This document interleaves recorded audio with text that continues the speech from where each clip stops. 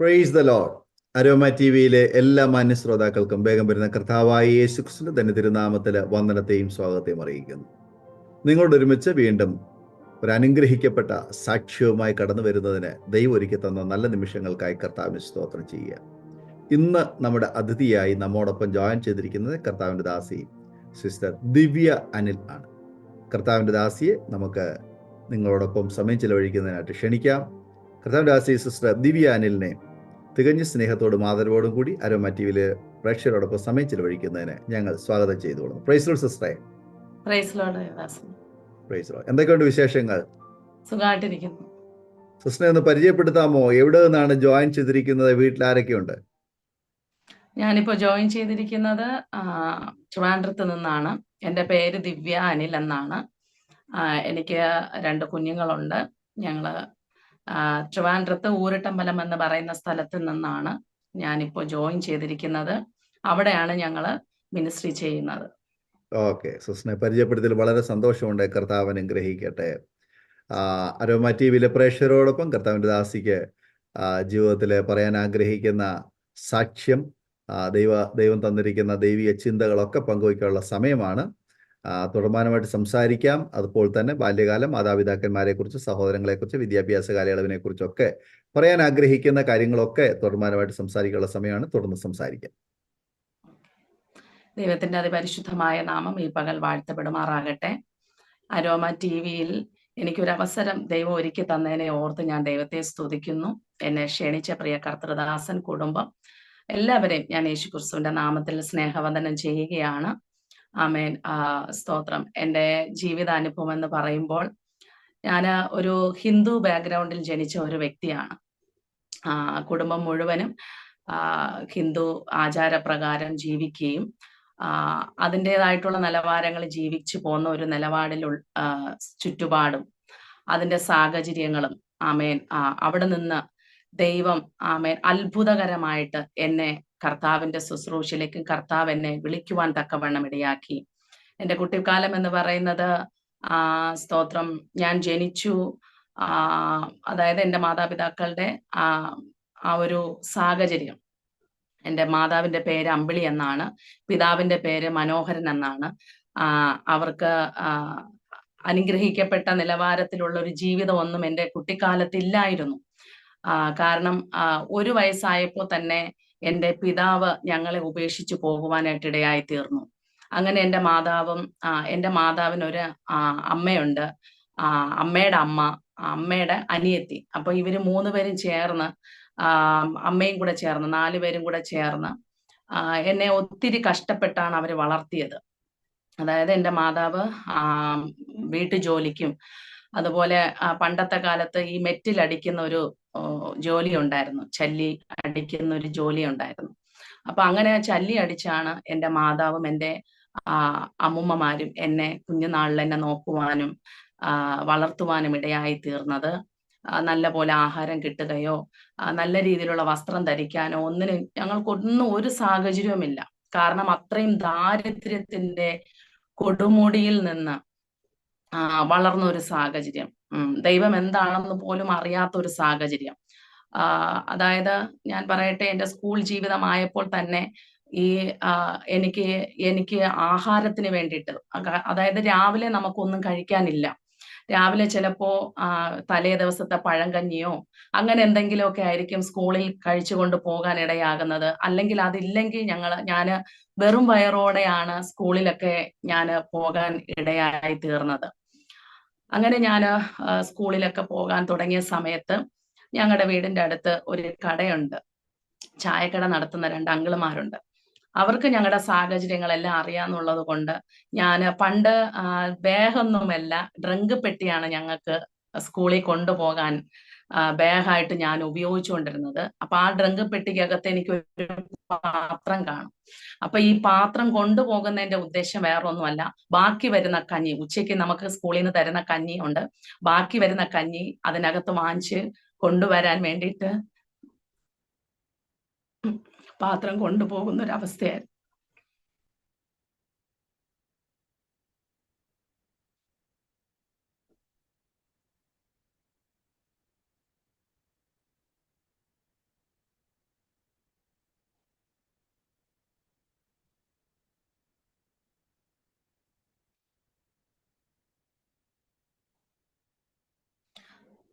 എന്നാൽ ദൈവം വലിയ രീതിയിൽ, കർത്താവ് എന്നെ ആദ്യമേ അങ്ങനെ അമ്മയുടെ ഉദരത്തിൽ ഉരുവാകുന്നതിന് മുമ്പേ ഞാൻ നിന്നെ കണ്ടു എന്ന് പറഞ്ഞ ആ വചനം പോലെ കർത്താവ് എന്നെ കണ്ടതുകൊണ്ട്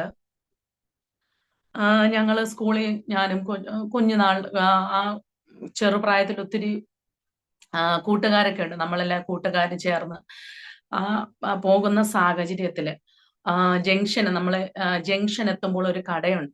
ആ കടയിലെ രണ്ട് മാമന്മാര്, അവര് അനിയനും ചേട്ടനുമാണ് ആ കട നടത്തുന്നത്, ചായക്കട നടത്തുന്നത്. അപ്പോ അവര് എന്നെ വിളിക്കും. എന്റെ വീട്ടിലെ പേരെന്ന് പറയുന്നത് വാവ എന്നാണ് എന്നെ വിളിക്കുന്നത്. എല്ലാവർക്കും എന്റെ ഈ പേരെ അറിയത്തുള്ളൂ. ദിവ്യ എന്ന് പറയുന്ന പേര് ആ ദേശത്ത് ആർക്കും അറിയത്തില്ല. അപ്പോ എന്നെ വിളിച്ച് കടയ്ക്കകത്ത് കൊണ്ടു ചെന്ന് ആ പാത്രം എടുത്ത് എനിക്ക് ആവശ്യമുള്ള ദോശ, ചമ്മന്തി, പിന്നെ രസവട, ഇതൊക്കെ ഈ പാത്രത്തിനകത്താക്കി എന്നെ സ്കൂളിൽ പറഞ്ഞു വിടും. അന്ന് ആ സമയത്ത് എൻ്റെ അമ്മ അവിടെ ചല്ലി അടിക്കുന്ന ഒരു സ്ഥലവും കൂടെ ആയിരുന്നു. ആ സാഹചര്യത്തില് അമ്മ അവിടെ ചല്ലി അടിക്കുന്ന ഒരു അനുഭവമാണ് ആ സമയം. രാവിലെ പോയാൽ എൻ്റെ അമ്മ വൈകുന്നേരമാണ് ചല്ലിയടി. ഒരു കുട്ട ചല്ലി അടിക്കുമ്പോൾ അന്നത്തെ കാലത്ത് 10 രൂപ, 15, അങ്ങനെയൊക്കെ ഒരു നിലവാരത്തിലെ പൈസ കിട്ടത്തുള്ളൂ. അങ്ങനെ ഞാൻ സ്കൂളിൽ പോകുവാൻ എല്ലാ ദിവസവും ആ കടയിലുള്ള ആ മാമന്മാര് എനിക്ക് ആഹാരം തരുമായിരുന്നു. തിരിച്ചു വരുമ്പോൾ, അതുപോലെ തിരിച്ച് ഞങ്ങൾ സ്കൂള് വിട്ട് തിരിച്ചു വരുമ്പോൾ സ്തോത്രം, ആ കടയിൽ നിന്ന് എനിക്ക് ചായയും വൈകുന്നേരത്തെ പലഹാരമൊക്കെ എന്നുവെച്ചാ എനിക്ക് പിന്നീട് മനസ്സിലായത്, ഏലിയാവിനെ അപ്പം കൊണ്ട് പോറ്റിയതുപോലെ ദൈവം എന്നെയും ചിലരെ ആ സാഹചര്യത്തിൽ ഒരുക്കി വെച്ചിരുന്നു എന്ന് എനിക്ക് പിന്നീട് മനസ്സിലാക്കാൻ ദൈവം സഹായിച്ചു. ഒത്തിരി നാളുകളിൽ അവരങ്ങനെ ആ രീതിയിൽ എന്നെ കൊണ്ടുപോകുവാനായിട്ട് ഇടയായി തീർന്നു. പിന്നെ അത് കഴിഞ്ഞ് ഒത്തിരി ഒരു മൂന്നാം ക്ലാസ് ആ ടൈം ആയപ്പോ എൻ്റെ അമ്മ രണ്ടാമത് വിവാഹം കഴിക്കാൻ ഇടയായി തീർന്നു. വിവാഹം കഴിച്ചു. അതിലൊരു മകൻ ജനിക്കാൻ ഇടയായി തീർന്നു. കാരണം എൻ്റെ ആദ്യ പിതാവ് ഒത്തിരി മദ്യപാനി ആയിരുന്നു. കാരണം വീട്ടിനകത്ത് മദ്യപിച്ചിട്ട് വന്നാൽ ഒരു സമാധാനമില്ല, മാതാവിന് സമാധാനം കൊടുക്കത്തില്ല. നമ്മളിപ്പം കഴിക്കാൻ ഉണ്ടാക്കുന്ന ആഹാരം പോലും സമാധാനത്തോടെ കഴിക്കാവുന്ന ഒരു അവസ്ഥയിലല്ലായിരുന്നു എൻ്റെ വീട്ടിലെ സാഹചര്യം. എൻ്റെ മാതാവ് ഒത്തിരി അനുഭവത്തിലൂടെ വന്ന ഒരു വ്യക്തിയാണ്. ആ സാഹചര്യത്തിൽ ഇരുന്നപ്പോൾ പിതാവ് തന്നെയാണ് ഞങ്ങളെ ഉപേക്ഷിച്ചിട്ട് പോകുവാൻ ഇടയായി തീർന്നത്. അതിനുശേഷം വീണ്ടും രണ്ടാമത് എൻ്റെ മാതാവിനെ വേറൊരു വ്യക്തി വിവാഹം കഴിച്ചു. പക്ഷെ ആ വ്യക്തിയിൽ നിന്നും ഞങ്ങൾക്ക് യാതൊരു സമാധാനമോ സന്തോഷമോ ഞങ്ങൾക്ക് നൽകിയതായിട്ട് എനിക്ക് ഓർമ്മയില്ല. കാരണം ആ പുള്ളിയും മദ്യപാനത്തിന്റെ അടിമയായിരുന്നു. മദ്യപാനം കുടിച്ചുകൊണ്ട് വന്നാൽ വീട്ടിനകത്ത് സമാധാനമില്ലാതെ, സന്തോഷമില്ലാതെ, ഞങ്ങൾക്ക് കഴിക്കാൻ പറ്റാവുന്ന രീതിയിലുള്ള ആഹാരമോ അങ്ങനത്തെ ഒരു സാഹചര്യങ്ങളും ഞങ്ങളുടെ ഭവനത്തിനകത്തില്ല.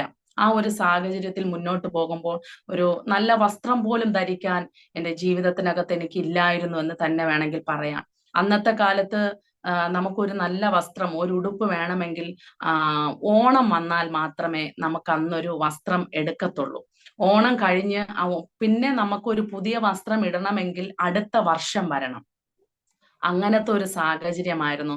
പിന്നെ എനിക്ക് വസ്ത്രം കിട്ടുന്നതെന്ന് എങ്ങനെയെന്ന് വെച്ചാല്, ഏതെങ്കിലും ഒരു ഭവനത്തിലുള്ളവർ പിന്നെ കൂടുതൽ ഞാൻ ധരിച്ചിട്ടുള്ള വസ്ത്രങ്ങളൊക്കെയും മുസ്ലിം സഹോദരങ്ങളൊക്കെ തന്ന വസ്ത്രങ്ങൾ, അവരിട്ട് പഴകിയ വസ്ത്രങ്ങൾ എനിക്ക് തരികയും ഞാൻ അത് പുതിയതായിട്ട് എന്തോ ഒരു വലിയ എന്താ പറയാ എന്റെ ജീവിതത്തിനകത്ത് അങ്ങനെ അയ്യോ പുതിയത് കിട്ടി എന്നൊക്കെ ഉള്ള ഒരു മനോഭാവമായിരുന്നു അവർ ആ പഴയ വസ്ത്രങ്ങൾ തരുമ്പോൾ.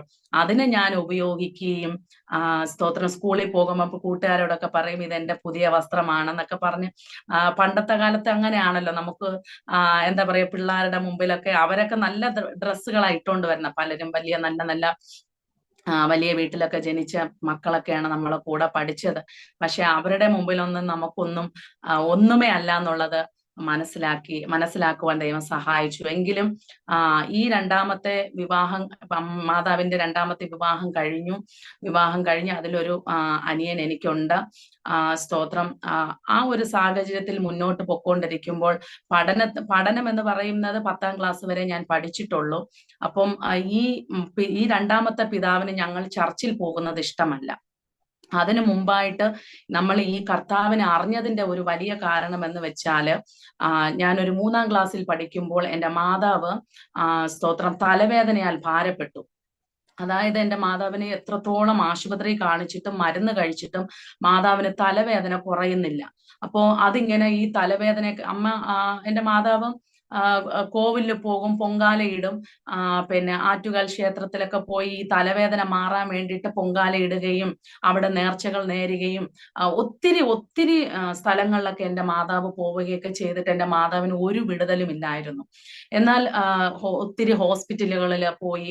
അപ്പോൾ ലാസ്റ്റ് ഒരു ഹോസ്പിറ്റലിൽ പോയി എൻ്റെ മാതാവ് ഇങ്ങനെ കാണിച്ചപ്പോ ആ ഡോക്ടർ എൻ്റെ മാതാവിനോട് പറഞ്ഞു, നിങ്ങൾ ഒരു കാര്യം ചെയ്യും, നിങ്ങൾക്ക് ഇത്രയും ഗുളികയും ഇത്രയും ടെസ്റ്റ് ഒന്നും ചെയ്തിട്ട് ഇതിലൊന്നും യാതൊരു കുഴപ്പവുമില്ല, നിങ്ങളൊരു കാര്യം ചെയ്യും, നിങ്ങൾ ഒരു ദൈവാലയത്തിൽ പോകാൻ പറഞ്ഞു.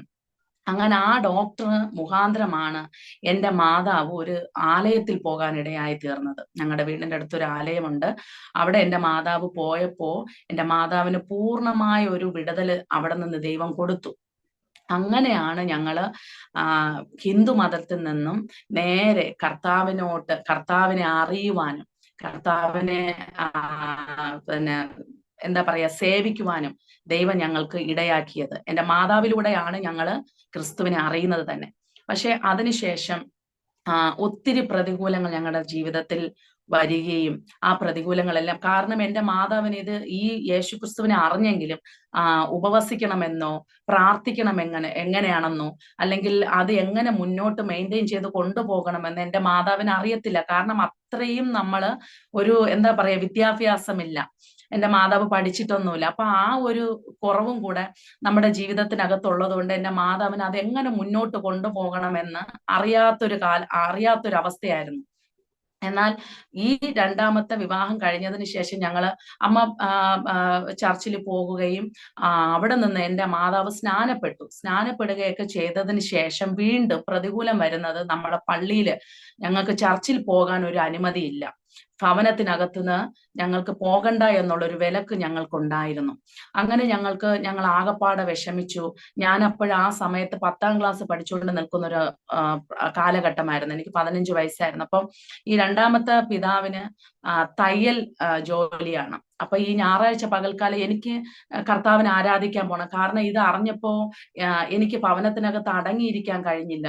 എന്തോ ഒരു സന്തോഷമൊക്കെ കിട്ടിയതുപോലെ ഒരു അനുഭവമായിരുന്നു എനിക്ക് ആ കാലഘട്ടത്തില്.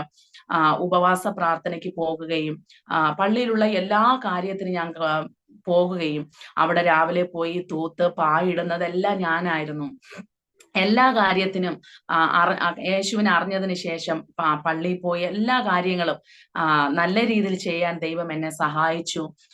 പക്ഷേ സൺഡേ സ്കൂൾ പഠിക്കാൻ പോകുകയും സൺഡേ സ്കൂൾ പരീക്ഷയ്ക്ക് നല്ല മാർക്ക് വാങ്ങുകയൊക്കെ ചെയ്ത ഒരു വ്യക്തി നല്ല രീതിയിൽ ദൈവം തന്ന ആ നിലവാരത്തിൽ മുന്നോട്ട് പോകുവാൻ ദൈവം സഹായിച്ചു. പക്ഷെ ഈ ഒരു തടസ്സം വന്നപ്പോൾ എനിക്ക് ഭയങ്കരമായിട്ട് വിഷമം തോന്നി. ദൈവമേ, എനിക്ക് ഇനി കർത്താവിനെ ആരാധിക്കാൻ പോകാൻ പറ്റില്ലല്ലോ എന്നൊക്കെ ഉള്ളൊരു ഭാരം എൻ്റെ ഉള്ളിൽ ഉണ്ടായിരുന്നത് കൊണ്ട് ഈ രണ്ടാമത്തെ പിതാവ് ജോലിക്ക് പോകുന്നത് കാത്തിരിക്കും. അപ്പം ഈ ഞായറാഴ്ച ഞാൻ എന്ത് ചെയ്യും, 9 മണി 10 മണിക്കാണ് ആരാധന തുടങ്ങുന്നത്. ഈ ഈ നമ്മുടെ ഈ പിതാവ് ഭവനത്തിൽ നിന്ന് ഇറങ്ങി പോകുന്നത് കാത്തിരിക്കും. ഞാന് അപ്പോഴും കുളിച്ച് റെഡിയായി പിന്നെ ബൈബിള് കയ്യിൽ പിടിച്ചിട്ട് ഞാൻ ഈ ഇങ്ങനെ ഒളിച്ചു പോകുന്ന ഒരു അവസ്ഥ എന്റെ ജീവിതത്തിനകത്ത് ഉണ്ടായിരുന്നു 15 വയസ്സാ കാലഘട്ടത്തില്. കാരണം ഈ പിതാവ് കണ്ടു കഴിഞ്ഞാൽ നമ്മൾ വഴക്ക് പറയും, പിന്നെ അത് വലിയ പ്രശ്നത്തിന് ഇടയാകും എന്നുള്ളത് കൊണ്ട് പിതാവ് പോയി കഴിയുമ്പോൾ പിന്നെ ഞാന് പള്ളിയിൽ പോകുവാനിടയായിത്തീരും. അതുപോലെ എൻ്റെ മുതുമുത്തശ്ശിയും ക്രിസ്തുവിനെ അറിയുവാൻ ഇടയായിത്തീർന്നു. ഞാനും എൻ്റെ മുതുമുത്തശ്ശിയും കൂടെയാണ് ചർച്ചിൽ പോകുവാൻ ഇടയായിത്തീർന്നത്. ഈ പ്രശ്നം നടക്കുമ്പോൾ എൻ്റെ മാതാവ് പിന്നെ പള്ളിയിൽ അങ്ങനെ വലുതായിട്ട് വരത്തില്ല. ഞാനാണ് ഈ ഒളിച്ചൊളിച്ചു പോകുന്നത്. പിന്നെ അങ്ങനെ ഇരുന്ന സാഹചര്യത്തിൽ തന്നെ ഒരു ഫാസ്റ്റിംഗ് പ്രയർ നടക്കുന്ന സമയത്ത് ഞാൻ ചർച്ചിൽ പോകാൻ ഇടയായി തീർന്നു. ആ സാഹചര്യത്തിൽ സ്നാനപ്പെടാതെ തന്നെ എനിക്ക് ദൈവ അഭിഷേകവും അന്യഭാഷയും കർത്താവ് എനിക്ക് തരാനായിട്ട് ഇടയായി തീർന്നു. അത് എൻ്റെ ജീവിതത്തിനകത്ത് വലിയൊരു അനുഭവമായിട്ട് ഞാൻ കാണുകയാണ്. എൻ്റെ മുതുമുത്തശ്ശി വീട്ടിൽ വന്ന് എൻ്റെ മാതാവിനോട് പറഞ്ഞു, ഈ മകള് അവിടെ അന്യഭാഷ പറയുകയും അവള് ഭയങ്കരമായിട്ട് ആരാധിക്കുകയും ചെയ്തു. പിന്നെ അമ്മമ്മയ്ക്ക് അത് കിട്ടിയിട്ടില്ല, എൻ്റെ മുതുമുത്തശ്ശിക്ക് അന്യഭാഷയൊന്നും കിട്ടിയിട്ടില്ല. പക്ഷെ എന്തോ എനിക്കറിയത്തില്ല, ദൈവം എന്നെ അത്രമാത്രം സ്നേഹിച്ചത് കൊണ്ട് ആമേൻ സ്നാനപ്പെടാതെ കർത്താവ് എനിക്ക് അഭിഷേകവും അന്യഭാഷയും തരുവാനായിട്ട് ഇടയായി തീർന്നു. അങ്ങനെ ഒരു 18 വയസ്സ് വരെ ഞാനിങ്ങനെ പള്ളിയിൽ ഒളിച്ചു പോകുന്ന ഒരു അവസ്ഥ എൻ്റെ ജീവിതത്തിനകത്തുണ്ടായിരുന്നു. പക്ഷെ ഞാൻ വിചാരിച്ചു ഇങ്ങനെ, കാരണം ദാരിദ്ര്യത്തിന്റെ കൊടുമുടിയാണ്. നല്ല രീതിയിൽ ഇപ്പൊ നമ്മളിപ്പോ ഒരു ആഹാരം കഴിക്കാൻ അല്ലെങ്കിൽ ഒരു കൊതി നമ്മുടെ ജീവിതത്തിനകത്ത് വന്നാൽ, അല്ലെങ്കിൽ പൊറോട്ട ഇറച്ചിയും ബിരിയാണി ഇതൊക്കെ കഴിക്കണമെന്ന് നമ്മുടെ ജീവിതത്തിനകത്ത് ഒരു കൊതി വന്നാൽ പോലും ഞങ്ങൾക്കത് പൈസ എടുത്ത് വാങ്ങാനുള്ള ഒരു സാഹചര്യം പോലും എൻ്റെ ജീവിതത്തിനകത്തില്ല. അങ്ങനെ ഇരുന്ന ഈ കാലഘട്ടത്തിൽ 18 വയസ്സായപ്പോൾ, എൻ്റെ ഈ 15 വയസ്സായപ്പോഴത്തേനും എൻ്റെ ഈ പഠനമെല്ലാം കഴിഞ്ഞു. പഠനം കഴിഞ്ഞിട്ട് ഞാൻ ചെറുതായിട്ടൊന്ന് തയ്യൽ പഠിക്കാനൊക്കെ ഒന്ന് തയ്യലൊക്കെ പഠിച്ചു. നല്ല എന്നുവെച്ചാൽ ഭയങ്കര തയ്യലല്ല, ചെറിയ രീതിയിലുള്ള ഒരു രീതിയിൽ തയ്യൽ പഠിക്കാൻ ഇടയായി തീർന്നു. അതിനുശേഷം ആധാരം എഴുതുന്ന ഒരു ഓഫീസിൽ പോകാൻ ദൈവം എന്നെ സഹായിച്ചു. അവിടെയും ഏകദേശം ഒരു 6 മാസത്തോളം ഞാൻ ആധാരം എഴുതാൻ പൊക്കൊണ്ടിരുന്നു. ആ ആധാരം എഴുതാൻ പൊക്കൊണ്ടിരുന്നപ്പോൾ തന്നെ ഇങ്ങനെ വിവാഹാലോചനകൾ വന്നു. ഞാൻ ദൈവത്തോട് പ്രാർത്ഥിച്ചു, കർത്താവേ, എനിക്ക് ഹിന്ദുക്കളായിട്ടുള്ള ഒരു വിവാഹാലോചനയും വേണ്ട, എനിക്ക് ക്രിസ്ത്യാനിയായിട്ടുള്ള ഏതെങ്കിലും വിവാഹാലോചന മതി. അതാകുമ്പോ, കാരണം അതങ്ങനെ പറയേണ്ട കാരണം എന്തെന്ന് വെച്ചാൽ എൻ്റെ മാതാവിന്റെ ജീവിതം ഒത്തിരി കണ്ട് അനുഭവപ്പെട്ട ഒരു വ്യക്തി ആയതുകൊണ്ട്, മദ്യപാനം മൂലം മാതാവിന്റെ ജീവിതത്തിനകത്ത് സമാധാനമില്ല, സന്തോഷമില്ല. എൻ്റെ മാതാവിന്റെ സന്തോഷമെല്ലാം ഈ ഒരു അവസ്ഥയിൽ കൂടെ മുങ്ങിപ്പോകുന്നത് ഞാൻ എൻ്റെ ജീവിതത്തിൽ കണ്ടു വളർന്നത് കൊണ്ട് ഞാൻ ദൈവത്തോട് പ്രാർത്ഥിക്കുന്നുമായിരുന്നു, കർത്താവ്, എനിക്ക് അങ്ങനെയുള്ള ഒരു ജീവിതം വേണ്ട, എനിക്ക് പള്ളിയിൽ പോകുന്ന ഒരു കുടുംബത്തിൽ ചെന്ന് കയറിയാൽ മതി എന്ന് ഞാൻ ഇങ്ങനെ വെറുതെ ജസ്റ്റ് പ്രാർത്ഥിക്കുമായിരുന്നു. കാരണം വിവാഹം നടക്കുമെന്ന് പോലും എൻ്റെ ജീവിതത്തിനകത്ത് ഒരു പ്രതീക്ഷയുമില്ല. കാരണം സമ്പത്തില്ല, പറയത്തക്ക വിദ്യാഭ്യാസമോ മഹിമയോ അങ്ങനെ യാതൊരു സാഹചര്യങ്ങളും എൻ്റെ ഭവനത്തിനകത്ത് ഇല്ലാത്തത് കൊണ്ട് വിവാഹത്തെ കുറിച്ച് ഞാൻ ചിന്തിക്കുന്നതേ ഇല്ല. അങ്ങനെ എൻ്റെ 17-18 വയസ്സായപ്പോഴത്തേനും വിവാഹാലോചനകൾ വന്നു. ആദ്യം ഒരു ആലോചന വന്നു. അത് എനിക്ക് അതിനോട് താല്പര്യമില്ലായിരുന്നു. പക്ഷെ രണ്ടാമതൊരു വിവാഹം വന്നതെല്ലാം ഹിന്ദു ബാക്ക്ഗ്രൗണ്ടിൽ നിന്നാണ് വന്നത്. അപ്പൊ ഞാൻ ദൈവത്തോട് പറഞ്ഞു, എനിക്ക് അതൊന്നും വേണ്ട കർത്താവ്, എനിക്ക് സമാധാനപരമായിട്ട് ജീവിക്കാൻ കർത്താവ്, എനിക്ക് ക്രിസ്തീയ കുടുംബത്തിൽ നിന്നൊരു ഫാമിലി മതി എന്നുള്ള ഒരു നിലവാരത്തിൽ ഞാൻ ജസ്റ്റ് ഒന്ന് പ്രാർത്ഥിക്കേണ്ടായി. പക്ഷെ ദൈവം അതുപോലെ എനിക്ക് ക്രിസ്തീയ കുടുംബത്തിൽ നിന്ന് തന്നെ രണ്ടാമതൊരു വിവാഹാലോചന വരികയും സ്തോത്രം അത് വന്ന് കാണുകയും അങ്ങോട്ടും ഇങ്ങോട്ടും പരസ്പരം ഇഷ്ടപ്പെടുകയും ചെയ്തു. 2008 ഏപ്രിൽ മാസം 29-ാം തീയതിയായിരുന്നു എൻ്റെ വിവാഹം. ആ വിവാഹം കഴിഞ്ഞതിന് എന്റെ വിവാഹം കഴിഞ്ഞപ്പോൾ ഞങ്ങൾ രണ്ടുപേരും സ്നാനം എടുത്തിട്ടില്ല. ഞാനും സ്നാനപ്പെട്ടിട്ടില്ല, എൻ്റെ ഹസ്ബൻഡും സ്നാനപ്പെട്ടിട്ടില്ലായിരുന്നു. പക്ഷെ അവരൊക്കെ ചർച്ചിലൊക്കെ പോകുന്ന ഒരു അനുഭവം ഉള്ളവരാണ്. അപ്പോ അങ്ങനെ ഒരു സാഹചര്യം. അപ്പോ 2008 വിവാഹം കഴിഞ്ഞു. 18 വയസ്സിലാണ് എൻ്റെ വിവാഹം നടക്കുന്നത്. എൻ്റെ കൊച്ചു പ്രായത്തിലാണ് എൻ്റെ വിവാഹം കഴിഞ്ഞ് ഞാൻ പിന്നെ ഭർത്താവിന്റെ വീട്ടിൽ വന്നപ്പോ സ്തോത്രം സമാധാനപരമായിട്ടുള്ള ജീവിതമൊക്കെ ആയിരിക്കുമെന്ന് വിചാരിച്ചു. പക്ഷെ ഒന്നും സമാധാനമായിട്ടുള്ള ജീവിതം അല്ലായിരുന്നു പിന്നെ എന്ന് വെച്ചാൽ വല്ലാത്തൊരു അനുഭവം. കാരണം എന്റെ ഹസ്ബൻഡും മദ്യപാനത്തിന്റെ ഒരു വലിയ ഒരു എന്താ പറയാ ഒരു അടിമത്തത്തിലൂടെ ജീവിച്ച ഒരു വ്യക്തിയാണ്. കാരണം എന്റെ ഹസ്ബൻഡിന്റെ പപ്പ ക്രിസ്ത്യാനിയാണ്, മാതാവ് ഹിന്ദുവാണ്. അപ്പൊ അങ്ങനെ ഒരു വളർന്നു വന്ന സാഹചര്യം, ഇവര് കുഞ്ഞുനാളിൽ ഇവര് ചർച്ചിൽ പോകും, സൺഡേ ക്ലാസ് എല്ലാം പഠിക്കുന്ന ഒരു ഇതാണെന്ന് പറഞ്ഞെങ്കിലും പക്ഷെ ഇവര് വലുതായി വന്നപ്പോൾ വഴിതെറ്റി പോകാൻ ഇടയായി തീർന്നു. അങ്ങനെ ആ സാഹചര്യത്തില് വിവാഹമൊക്കെ കഴിഞ്ഞു. ആദ്യം ഒരു 2-3 മാസമൊക്കെ നല്ല രീതിയിൽ സന്തോഷമായിട്ട് പോയി. പിന്നെ എല്ലാ ഭവനത്തിലുള്ളതുപോലെ ഞങ്ങളുടെ ഭവനത്തിനകത്തും പ്രശ്നങ്ങളും പ്രതികൂലങ്ങളും, അതായത് ഒരു 2 ദിവസം ഞാനും എന്റെ ഹസ്ബൻഡും മുഖത്തോട് മുഖം നോക്കി ചിരിക്കുമെങ്കിൽ 3ന്റെ അന്ന് ഞങ്ങൾ രണ്ടുപേരും അങ്ങ് പിണക്കം വന്ന് പിരിയും, വഴക്കാവും, പ്രശ്നമാകും, ഞാന് വീട്ടിൽ പോകും. അപ്പൊ അങ്ങനെ ഒരു സാഹചര്യം ഒത്തിരി നാളുകൾ അങ്ങനെ ഒരു സാഹചര്യമാണ്. കാരണം എന്തെങ്കിലും ഒരു പ്രശ്നം വന്നാല് ഞാൻ അപ്പോഴ് എന്റെ ഭവനത്തിൽ പോകുന്ന ഒരു അവസ്ഥയായിരുന്നു എന്റെ ജീവിതത്തിനകത്ത്. അങ്ങനെ ഞാൻ ദൈവത്തോട് അങ്ങനെ ഞാൻ 2009 എന്റെ മൂത്ത മകനെ പ്രസവിക്കുവാൻ ഇടയായി തീർന്നു. മൂത്ത മകനെ ഡെലിവറി കഴിഞ്ഞു. ഭവനത്തിലായിരുന്നപ്പോ അവൻ ജനിച്ച ആ സമയത്തൊന്നും വലിയ വിഷയങ്ങളോ അങ്ങനെ വലിയ ഇതൊന്നും ഇല്ലായിരുന്നു. പക്ഷെ വീണ്ടും ജീവിതം ഇങ്ങനെ മുന്നോട്ട് പോയിക്കൊണ്ടിരിക്കുമ്പോൾ അവന്റെ ജീവിതത്തിലും വളർച്ചകളും കാര്യങ്ങളും വന്നുകൊണ്ടിരുന്നപ്പോൾ ഞാൻ ഇങ്ങനെ ദൈവത്തോട് പ്രാർത്ഥിക്കും, കർത്താവേ, എന്റെ മാതാവിന്റെ ജീവിതം ഞാൻ അനുഭവിക്കാൻ വേണ്ടിയിട്ടാണോ കർത്താവെ നീ എന്നെ വിളിച്ചത്? ഞാൻ മുട്ടുകുത്തി നിന്നാണ് അന്നത്തെ കാലത്ത് എന്റെ പ്രാർത്ഥന. കാരണം എനിക്ക് സമാധാനമില്ല. എന്റെ ഭർത്താവിൽ നിന്ന് യാതൊരു സ്നേഹമോ പരിചരണയോ സമാധാനമോ എനിക്ക് ലഭിച്ചിട്ടില്ല. കാരണം അന്ന് എന്റെ ഹസ്ബൻഡിന്റെ ജോലി വെൽഡിംഗ് വർക്ക്ഷോപ്പാണ്. വർക്ക്ഷോപ്പിൽ പോയാൽ രാവിലെ 8:30 ആകുമ്പോൾ വർക്ക്ഷോപ്പിൽ പോകും. രാത്രി ഒരു 12 മണിയൊക്കെ ആകുമ്പോഴാണ് വീട്ടിൽ കയറി വരുന്നത്. വീട്ടിൽ കയറി വരുന്നത് എന്ന് പറയുമ്പോൾ ആകപ്പാടെ മദ്യപിച്ച് വല്ലാത്തൊരു അനുഭവത്തിലൂടെയാണ് എന്റെ ഹസ്ബൻഡ് വീട്ടിനകത്ത് വരുന്നത്. അപ്പൊ ഈ സാഹചര്യം എല്ലാം ഇങ്ങനെ കൂടുതലായി വന്നുകൊണ്ടിരുന്നപ്പോ ചർച്ചിൽ പോകും എന്ന് വെച്ചാൽ ഞായറാഴ്ച ആരാധനയ്ക്ക് പോകും. ഈ അമ്പലത്തിൽ പോയിട്ട് വരും പോലുള്ള ഒരു അനുഭവമാണ്. എന്നുവെച്ചാൽ നമുക്ക് ആ ഒരു വിശുദ്ധി കാത്തു സൂക്ഷിക്കാനോ കർത്താവിന്റെ വചനങ്ങൾ കേട്ട് അനുസരിച്ച് ജീവിക്കാനോ ഒന്നും കഴിയാത്തൊരു വല്ലാത്തൊരു സാഹചര്യമായിരുന്നു. പിശാചി ഞങ്ങൾ അത്രത്തോളം പിടിച്ച് എന്താ പറയാ മുന്നോട്ട് പോകണ്ട, അല്ലെങ്കിൽ നിന്റെ ജീവിതം തകർത്ത് കളയും എന്നൊക്കെ പറഞ്ഞുള്ള ആ ഒരു അനുഭവത്തിലൂടെയാണ് ഞങ്ങളുടെ ജീവിതം മുന്നോട്ട് പൊക്കോണ്ടിരുന്നത്. ഈ കുടുംബത്തിനകത്ത്, അതായത് വിവാഹം കഴിഞ്ഞ് ഇങ്ങനെയൊക്കെയുള്ള സാഹചര്യങ്ങൾ ബന്ധുക്കളിൽ നിന്നും പിന്നെ ഹസ്ബൻഡിൽ നിന്നും ഇതെല്ലാം ഇങ്ങനെ വന്നുകൊണ്ടിരുന്നപ്പോൾ ഞാനൊരു 3 പ്രാവശ്യം ഞാനിങ്ങനെ തീരുമാനമെടുത്തു, എന്റെ ജീവിതം തന്നെ ഈ ഭൂമിയിൽ നിന്ന് അവസാനിപ്പിക്കാം. ഞാൻ 3 പ്രാവശ്യം ആത്മഹത്യയ്ക്ക് ഒരുങ്ങി. 3 പ്രാവശ്യവും സത്യം പറഞ്ഞാൽ ഞാൻ ദൈവത്തോട് പറഞ്ഞു, കർത്താവ്, എനിക്ക് ഇനി ജീവിക്കണ്ട, എനിക്ക് ഇനി മരിച്ചാൽ മതി, ഇനി മരണം മാത്രമേ ഉള്ളൂ എന്റെ മുമ്പിൽ. എനിക്കിനി ഈ ഒരു ജീവിതം എനിക്ക് മുന്നോട്ട് കൊണ്ടുപോയാൽ ഇനി പറ്റത്തില്ല കർത്താവേ എന്ന് പറഞ്ഞ് ഞാൻ 3 പ്രാവശ്യം ആത്മഹത്യയ്ക്ക് ഒരുങ്ങി. പക്ഷെ ഈ 3 പ്രാവശ്യവും ഈ ആത്മഹത്യയ്ക്ക് വിട്ടുകൊടുക്കാതെ എന്തോ ഒരു ശക്തി എന്നെ പിടിച്ചു പിറകിലോട്ട് വലിക്കുന്ന ഒരു അനുഭവം എനിക്കുണ്ടായി. 3 പ്രാവശ്യവും ആത്മഹത്യയ്ക്ക് ഒരുങ്ങി.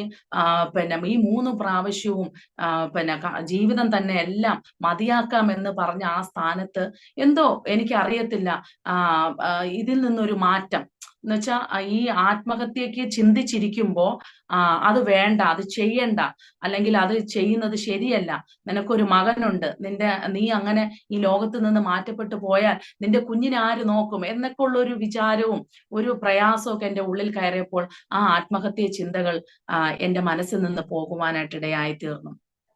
ആ ഒരു സാഹചര്യത്തിൽ ഇരുന്ന സമയത്ത് ഞാൻ ദൈവത്തോട് പറഞ്ഞു, കർത്താവെ, എനിക്ക് ദൈവം നല്ലൊരു രീതിയിൽ മുന്നോട്ട് പോകാൻ, എനിക്ക് കർത്താവിന്റെ വേല ചെയ്യണം. ഞങ്ങളെ ദൈവം അങ്ങനെ വിളിച്ചിട്ടുണ്ടെങ്കിൽ കർത്താവ് എനിക്ക് അങ്ങനെ തന്നെ മുന്നോട്ട് പോകണമെന്ന് ഞാൻ ദൈവത്തോട് മുട്ടുകുത്തി കണ്ണുനീരോടുകൂടെ പ്രാർത്ഥിക്കുമായിരുന്നു. നിലവിളിച്ച്, അതായത് ഇവിടെ രാവിലെ എന്റെ ഹസ്ബൻഡും ജോലിക്ക് പോയി കഴിഞ്ഞാൽ ഇവിടെ ആരുമില്ല.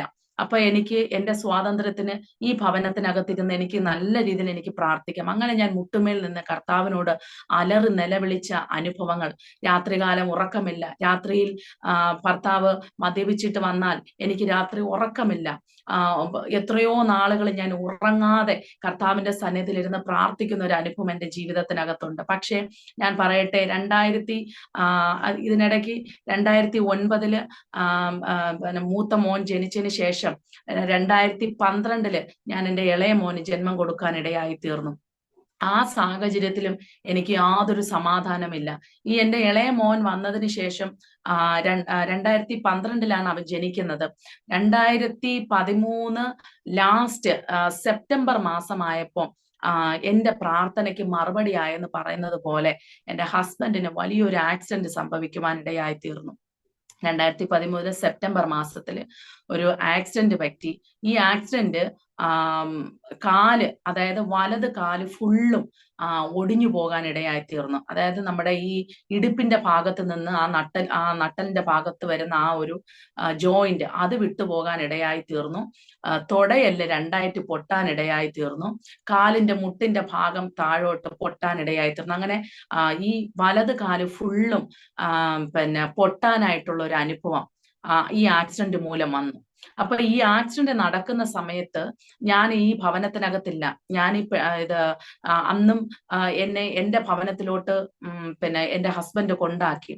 പക്ഷെ രാത്രി ഒരു 10:30 മണിയായപ്പോ എന്റെ ഹസ്ബൻഡ്, എന്റെ ഒരു കൊച്ചിച്ചൻ എന്ന് പറയുന്ന ഒരു വ്യക്തി എന്നെ വിളിച്ചിട്ട് പറഞ്ഞു, നീ എവിടെ നിൽക്കുന്നു, എനിക്ക് ഇങ്ങനെ ഒരു ആക്സിഡന്റ് പറ്റി എന്നിങ്ങനെ പറയാനിടയായി തീർന്നു. അപ്പൊ ഞാൻ പറഞ്ഞു, ഞാൻ ഇങ്ങനെ എന്റെ വീട്ടിലാണെന്ന് പറഞ്ഞു. ഞാൻ അന്ന് രാത്രിയിൽ ഞാൻ ദൈവത്തോട് ഇങ്ങനെ കരഞ്ഞപ്പോൾ ഞാൻ എന്റെ മനസ്സ് ദൈവത്തോട്, കർത്താവെ എന്തുകൊണ്ട് ഇങ്ങനെ വന്നു, എന്താ കർത്താവെ എന്നിലുള്ള കുറവ്, എന്റെ ബലഹീനത എന്താണപ്പാ, എനിക്ക് ഇനി ഇതേമേ മുന്നോട്ട് ജീവിക്കാൻ കഴിയത്തില്ലേ എന്നൊക്കെ ഞാൻ ദൈവത്തോട് കേട്ടപ്പോ ദൈവത്തിന്റെ ആത്മാവ് എന്റെ ഉള്ളിൽ ശക്തമായ ഒരു നിയോഗം തന്നത് ഇങ്ങനെയായിരുന്നു, മകളെ, നീ അറിയാതെ അവൻ മദ്യപിക്കുമായിരുന്നു. ഈ ആക്സിഡന്റ് ഞാൻ അറിയാതെ അല്ല വന്നത്. നീ ആഗ്രഹിക്കുന്ന പോലൊരു ഭർത്താവിനെ ഞാൻ നിനക്ക് തരുമെന്ന് ദൈവത്തിന്റെ ആത്മാവ് ആ ഹോസ്പിറ്റലിൽ പോയി എത്തുന്നത് വരെ എന്റെ ഉള്ളത്തിൽ ഇങ്ങനെ പറഞ്ഞുകൊണ്ടേയിരുന്നു. നീ എങ്ങനെയാണോ നീ ദൈവസന്നിധിയിൽ പ്രാർത്ഥിച്ചത്, അതുപോലൊരു നല്ലൊരു ഭർത്താവിനെ ഞാൻ നിനക്ക് തിരിച്ചു തരും. അപ്പൊ ഞാൻ ദൈവത്തോട് കേട്ടു, കർത്താവെ, ഈ കാലൊടിഞ്ഞു, ആ കാല് ഇനി എഴുന്നേറ്റ് നടക്കുമ്പോൾ ഉണ്ടലുണ്ടാകുമോ, ഏന്തലുണ്ടാകുമോ എന്നൊക്കെ ഉള്ളൊരു ഭീതി എൻ്റെ ഉള്ളില് ഇങ്ങനെ വരാനായിട്ട് ഇടയായി തീർന്നു. പിന്നെ ഇനി കാരണം അത് ഏതൊരു പെണ്ണിന്റെ അവസ്ഥയായിരുന്നാലും അപ്പോഴും ചിന്തിച്ചു പോകും. കാരണം ഇനി 3 വീലുള്ള വണ്ടി ഓടിക്കണമോ, അങ്ങനെയൊക്കെ ഉള്ള ഒരു ചിന്ത എൻ്റെ ഹൃദയത്തിനകത്ത് വന്നു. പക്ഷെ ദൈവാത്മാവ് എന്നോട് പറഞ്ഞത്, മോളെ, നീ അങ്ങനെ ഒന്നും ചിന്തിക്കണ്ട. നീ പഴയതുപോലെ, അവൻ എങ്ങനെ പഴയതുപോലെ നടന്നുവോ അതുപോലെ ഞാൻ നിനക്ക് തിരിച്ചു തരുമെന്ന് പറഞ്ഞു. എന്റെ കർത്താവെ, ദൈവത്തിന് എത്ര നന്ദി പറഞ്ഞാലും മതി വരില്ല. ആ ഹോസ്പിറ്റൽ, നമ്മുടെ ട്രിവാൻഡ്രം മെഡിക്കൽ കോളേജ് ഹോസ്പിറ്റലൊക്കെ അറിയാമായിരിക്കാം നിങ്ങൾക്കൊക്കെ. സ്തോത്രം. ഈ ട്രിവാൻഡ്രം മെഡിക്കൽ കോളേജ് ഹോസ്പിറ്റൽ എങ്ങനെയാ ഇരിക്കുന്നതെന്ന് പോലും എനിക്ക് അറിയത്തില്ല. പക്ഷെ എന്റെ ഹസ്ബൻഡിന്റെ ആക്സിഡന്റ് മൂലം ഞാൻ അവിടെയുള്ള എല്ലാ മുക്കും മൂലയും പഠിച്ചു വെക്കാൻ ഇടയായി തീർന്നു. ആ ഒരു സാഹചര്യം ഏകദേശം ഒരു 13 ദിവസം വരെ മെഡിക്കൽ കോളേജ് ഹോസ്പിറ്റലിൽ അവിടെ ആയിരിക്കാനും ഈ എന്റെ ഹസ്ബൻഡിനെ ശുശ്രൂഷിപ്പാനും. കാരണം ഡോക്ടർ പറഞ്ഞു, ഇനി നിങ്ങൾക്ക് ഈ കാല് പറ്റത്തില്ല, കാരണം കാല് മുറിച്ചു കളയാനേ പറ്റത്തുള്ളൂ എന്ന് ഡോക്ടർമാർ വിധി എഴുതിയതാ. പക്ഷെ എന്റെ സ്വർഗത്തിലെ ദൈവം കാല് മുറിച്ചു കളയാതെ, കാലിലൊന്നും വേറൊന്നും സംഭവിക്കാതെ അതിന്റെ ഓപ്പറേഷനുകളെല്ലാം നല്ല രീതിയിൽ നടത്തി, അതിന്റെ സാമ്പത്തികമെല്ലാം ദൈവം നല്ല രീതിയിൽ ഞങ്ങൾക്ക് തന്നു. ആമേൻ. ആ സാഹചര്യത്തിൽ ഞങ്ങൾക്ക് ഒത്തിരി പേര് പ്രാർത്ഥിക്കാനൊക്കെ ഇടയായി. അവിടെ ആയിരുന്നപ്പോൾ തന്നെ എനിക്ക് എന്റെ മൂത്ത പൈതലിന് 4 വയസ്സും എന്റെ ഇളയ മകന് 1.5 വയസ്സും. ഈ എന്റെ ഇളയ മകൻ പാല് കുടിക്കുന്ന ഒരു പ്രായമായിരുന്നു, 1.5 വയസ്സ്. അപ്പൊ ഇന്ന് ഞാൻ ഹോസ്പിറ്റലിൽ പോയാൽ നാളെ എനിക്ക് വരാൻ പറ്റുള്ളൂ. അപ്പൊ അങ്ങനെ ഒന്നരാടം ഞാൻ പോയിട്ട് വരുന്ന ഒരു അനുഭവമായിരുന്നു. അപ്പൊ ഞാനിങ്ങനെ ചിന്തിക്കും, ദൈവമേ, അന്നൊക്കെ ആ ഒരു അവസ്ഥയില് എന്തെങ്കിലും എന്റെ ഹസ്ബൻഡിന് സംഭവിച്ചു പോയാൽ ഞാൻ എന്റെ മക്കളെ എങ്ങനെ നോക്കുമായിരുന്നു, ആ കൊച്ചു പ്രായത്തിൽ ഞാൻ ഇവരെ എങ്ങനെ വളർത്തുമായിരുന്നൊക്കെ ഞാൻ പിന്നീട് ചിന്തിക്കാൻ ഇടയായി തീർന്നു. അങ്ങനെ 9 ദിവസം എന്റെ ഹസ്ബൻഡ് ICUവിൽ കിടക്കാൻ ഇടയായി തീർന്നു. കാരണം എന്നുവെച്ചാ ഈ അന്ന് ആ ആക്സിഡന്റ് നടക്കുന്ന സമയത്ത് എന്റെ ഹസ്ബൻഡ് മദ്യപിച്ചിട്ടുള്ളത് കൊണ്ട് ഈ ഓപ്പറേഷന്റെ അനസ്തേഷ്യ മരുന്ന് കൊടുത്തപ്പോ അതെല്ലാം തലക്ക് കയറി പിടിക്കാനിടയായി തീർന്നു. പക്ഷെ അന്ന് ആ സാഹചര്യത്തിൽ എന്റെ ഹസ്ബൻഡ് പരസ്പര ബന്ധമില്ലാതെ സംസാരിക്കുന്ന ഒരു അനുഭവമായിരുന്നു. എന്നെ ഓർമ്മയില്ല, മക്കളെ ഓർമ്മയില്ല, കുടുംബത്തിലുള്ള ആരെയും ഓർമ്മയില്ലാത്തൊരു അനുഭവമായിരുന്നു എന്റെ ഹസ്ബൻഡിന് അന്ന് ICUയിൽ വെച്ച് ഉണ്ടായിരുന്നത്. കാരണം ഈ ജോലിപരമായിട്ടുള്ളതാണ് ഈ ഹസ്ബൻഡിന്റെ മനസ്സിനകത്ത് നിറഞ്ഞു നിൽക്കുന്നത്. ജോലി ജോലി ജോലി ജോലി അങ്ങനെ ഒരു അവസ്ഥയായിരുന്നു. അപ്പൊ ഈ ഫോൺ വിളിച്ച് ICU കിടന്നപ്പോ തന്നെ ഫോൺ വിളിച്ച് ജോലിക്കാരെ പലയിടത്തും, അതും ആ പണിക്കാരറിയത്തില്ല, ഇവരെ വിളിച്ച് പലയിടത്തും അങ്ങ് പറഞ്ഞു വിടും. അപ്പൊ അങ്ങനെയൊക്കെ ഉള്ള ഒരു ഒത്തിരി അവസ്ഥയിൽ ICUയിൽ വെച്ച് ഞാൻ ദൈവത്തോട് നിലവിളിച്ചു, കർത്താവേ, ഇങ്ങനെ പോയാൽ എന്റെ ഹസ്ബൻഡിനെ ഭ്രാന്താശുപത്രി കൊണ്ടുവന്ന് ഇടേണ്ട ഒരു അവസ്ഥ എന്റെ ജീവിതത്തിൽ വരുമല്ലോ, അതും കൂടെ ഞാൻ കാണണമല്ലോ എന്ന് പറഞ്ഞ് ഞാൻ അവിടെ ഇരുന്ന് നിലവിളിക്കുവാൻ ഇടയായി തീർന്നു. എന്നാൽ 9 ദിവസം ICUവിനകത്ത് കിടന്നിട്ട് പിറ്റേ 10ാമത്തെ ദിവസം വാർഡിലോട്ട് കൊണ്ടുവരുവാൻ ഇടയായി തീർന്നു. വാർഡിൽ കൊണ്ടുവന്നു. അവിടെ കിടത്തിയതിനു ശേഷം എന്റെ ഹസ്ബൻഡിന് ഒരു ഓർമ്മയില്ല. പക്ഷെ ബൈബിളൊക്കെ അന്ന് വായിക്കാൻ പറഞ്ഞു. ഞാൻ ബൈബിളൊക്കെ വായിച്ചു കൊടുക്കുമ്പം അതിനകത്തുള്ള ഓരോ കാര്യങ്ങൾ ദൈവാത്മാവ് ഇടപെടുന്നതൊക്കെ ഇങ്ങനെ പറയുവാനായിട്ട് ഇടയായി തീർന്നു.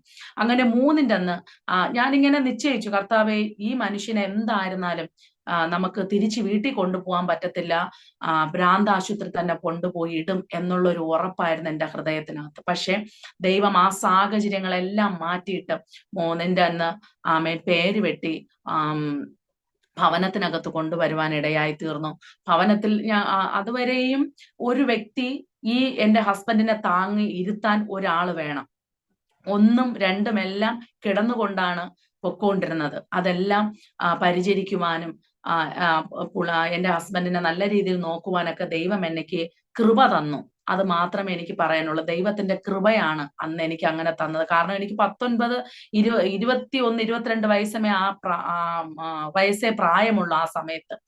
അങ്ങനെ ഭവനത്തിനകത്ത് വരികയും ഡോക്ടർ പറഞ്ഞു വിട്ടു, 8 മാസം കഴിഞ്ഞേ ഈ വ്യക്തി കട്ടിലിൽ നിന്ന് എണീക്കത്തുള്ളൂ എന്ന് ഡോക്ടർ പറഞ്ഞു വിട്ടു. അങ്ങനെ ഞങ്ങളിങ്ങനെ എല്ലാം പറഞ്ഞു, ട്രീറ്റ്മെന്റ് എല്ലാം ചെയ്യുന്നുണ്ട്. അങ്ങനെ ഒരാഴ്ച കഴിഞ്ഞപ്പോ ഞങ്ങളുടെ ഭവനത്തിൽ ഒരു ഉപവാസ പ്രാർത്ഥന ക്രമീകരിക്കാൻ ഇടയായി തീർന്നു. ആ ഉപവാസ പ്രാർത്ഥന സമയത്ത് ഞങ്ങള് ആത്മാവിൽ ഭയങ്കരമായിട്ട് ആരാധന വെളിപ്പെട്ടുകൊണ്ടിരുന്നപ്പോൾ എന്റെ ഹസ്ബൻഡ് കിടന്ന കട്ടിലിന്റെ ആ താഴെയാണ് ഞാൻ ഇരുന്നത്. ഞാൻ നോക്കിയപ്പോ എന്റെ കിടന്ന ഹസ്ബൻഡ് ആരുടെയും പരസഹായമില്ലാതെ പതുക്കെ എഴുന്നേറ്റ് കാലെടുത്ത് തറയിൽ വെച്ച് ഇരുന്ന് കൈയടിച്ച് ആരാധിക്കുന്ന ഒരു അനുഭവം ഞാൻ കാണാൻ ഇടയായി തീർന്നു. കാരണം 8 മാസം കഴിഞ്ഞേ ആ വ്യക്തി എണീക്കത്തുള്ളൂ എന്ന് പറഞ്ഞ് ഡോക്ടർ വിട്ടതാണ്. പക്ഷെ ഒരാഴ്ചയ്ക്ക് മുമ്പ് തന്നെ ദൈവത്തിന്റെ ആത്മാവ് ആരുടെയും പരസഹായം ഇല്ലാതെ എന്റെ പ്രിയപ്പെട്ട കർത്തൃദാസൻ കട്ടിലിൽ നിന്ന് എണീക്കുവാൻ ദൈവം കൃപ കൊടുത്തു. ഒത്തിരി നേരം, മണിക്കൂറുകൾ. കാരണം എനിക്കറിയാം, ഞാൻ എന്റെ ഹസ്ബൻഡിനെ എഴുന്നേൽപ്പിച്ചിരുത്തുമ്പോൾ ഒരു 5 മിനിറ്റ് പോലും എന്റെ ഹസ്ബൻഡ് ഇരിക്കത്തില്ല.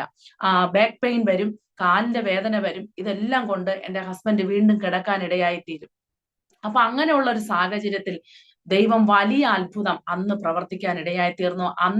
അന്ന് ആ എണീറ്റതിന് ശേഷം എന്റെ ഹസ്ബൻഡ് പിന്നെ വീണ്ടും തനിയെ ഓരോ കാര്യങ്ങൾ തനിയെ പതുക്കെ എണീറ്റ് തറയിലിരുന്ന് നിരങ്ങി നമ്മുടെ വീട്ടിന്റെ ഫ്രണ്ടിലൊക്കെ വന്നിരിക്കുന്ന ഒരു അവസ്ഥ എനിക്ക് കാണുവാൻ ഇടയായി തീർന്നു. കാരണം ഞങ്ങളുടെ ഭവനം എന്ന് പറയുന്നത് ഇച്ചിരി കയറ്റമാണ്. ഏറ്റവും പൊക്കത്തിലാണ് ഞങ്ങളുടെ ഭവനം ഇരിക്കുന്നത്. അപ്പൊ എന്റെ ഹസ്ബൻഡിനെ തിരിച്ച് ഞങ്ങൾക്ക് ഹോസ്പിറ്റലിൽ കൊണ്ടുപോകണമെങ്കിൽ ഞങ്ങള് 4 പേര് ചേർന്ന് ഒരു വലിയ ബെഡ്ഷീറ്റിനകത്ത് എന്റെ ഭർത്താവിനെ കിടത്തി ഈ ബെഡ്ഷീറ്റിൽ 4 പേര് തൂക്കിയെടുത്താണ് ഞങ്ങൾക്ക് വണ്ടിയിൽ കൊണ്ടുപോയി ഹോസ്പിറ്റലിൽ കൊണ്ടുപോകുന്ന ഒരു അവസ്ഥ. അപ്പൊ അങ്ങനെയൊക്കെ ആ ഒരു നിലവാരത്തില് പൊക്കോണ്ടിരുന്ന സാഹചര്യത്തിൽ ഞങ്ങള് എന്റെ മൂത്ത മകനെ ദൈവവേലയ്ക്ക് സമർപ്പിച്ചു. ഞാനും എന്റെ ഹസ്ബൻഡും കൂടെ പറഞ്ഞു, കർത്താവെ, ഞങ്ങൾ കർത്താവിന്റെ വേലയ്ക്കുള്ളതാണെങ്കിൽ ഞാൻ എന്റെ കാരണം ബൈബിൾ പറയുന്നതുണ്ടല്ലോ, മൂത്ത നമുക്ക് ജനിക്കുന്ന ആദ്യ ജാതനെ കർത്താവിന് നമുക്ക് അന്നത്തെ കാലത്ത് അതൊന്നും അറിയത്തില്ല.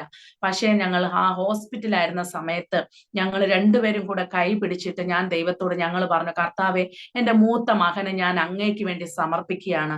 അവൻ കർത്താവിന്റെ വേലയ്ക്ക് വേണ്ടി കർത്താവെ ഞങ്ങൾ അവനെ തരികയാണെന്ന് ഞങ്ങൾ അവനെ ദൈവസന്നിധിയിൽ സമർപ്പിച്ച് പ്രാർത്ഥിക്കാൻ ഇടയായി തീർന്നു. പക്ഷെ അതിനുശേഷം ദൈവം പെട്ടെന്ന് എല്ലാ കാര്യത്തിനും വലിയ ചേഞ്ച് ഞങ്ങളുടെ ജീവിതത്തിനകത്ത് വരുത്തി. ഈ 2014 ജാനുവരി മാസമൊക്കെ ആയപ്പോഴത്തേനും ഞങ്ങൾ ഒരു തീരുമാനമെടുത്തു. കർത്താവെ, ഞങ്ങളുടെ ജീവിതത്തിനകത്ത് ഇങ്ങനെയൊക്കെയുള്ള ഒരു അവസ്ഥ വന്നു. ദൈവത്തിന് ഞങ്ങളെ കുറിച്ച് എന്തോ ഒരു പദ്ധതി ഉണ്ട്. കർത്താവെ, ഞങ്ങളും ദൈവസന്നിധിയിൽ കർത്താവിന്റെ വേലയ്ക്ക് വേണ്ടി സമർപ്പിക്കുന്നു എന്ന് ഞങ്ങൾ കുടുംബമായിട്ട് കർത്താവിന്റെ മുമ്പിൽ സമർപ്പണത്തോടെ ദൈവത്തിന് വേണ്ടി ഞങ്ങളെ തന്നെ കൊടുക്കുവാനിടയായി തീർന്നു. അങ്ങനെയുള്ള സാഹചര്യത്തിൽ 2014 ഞങ്ങൾ ചർച്ചുമായിട്ട് ബന്ധപ്പെട്ട് നിന്നപ്പോൾ അവിടെ ഞങ്ങൾക്ക് ഓരോ മീറ്റിങ്ങുകൾ പോകുമ്പോൾ ഞങ്ങൾ ഞങ്ങളുടെ സാക്ഷ്യങ്ങൾ പറയാനിടയായി തീർന്നു. ആ സാഹചര്യത്തില് പ്രിയ സഹോദരങ്ങൾ, എന്റെ ഭവനത്തിന്റെ സാഹചര്യങ്ങളൊക്കെ പറയുമ്പോൾ എന്റെ ഭവനം ഞങ്ങള് പിന്നെ പഞ്ചായത്തിൽ നിന്ന് ലോണ് കിട്ടിയ ഒരു വീടായിരുന്നു. പക്ഷെ അത് പൂർത്തീകരിച്ചില്ല. എന്നാൽ നമുക്ക് വേണമെങ്കിൽ എന്റെ ഹസ്ബൻഡിന്റെ ജോലി വെച്ച് നോക്കിയാൽ ഇതെല്ലാം നല്ല രീതിയിൽ ചെയ്യാവുന്നതേ ഉള്ളൂ. പക്ഷെ പിശാച് എന്റെ ഹസ്ബൻഡിന്റെ പണം മുഴുവനും കിട്ടുന്നതിൽ ഇരട്ടിയായിട്ട് ആമേൻ ഇങ്ങനെ 4 വഴിയായിട്ട് ചിതറിപ്പോകുന്ന ഒരു അവസ്ഥ ഞങ്ങളുടെ ജീവിതത്തിൽ വന്നതുകൊണ്ട് ഞങ്ങൾക്കൊന്നും ചെയ്യാൻ കഴിഞ്ഞില്ല.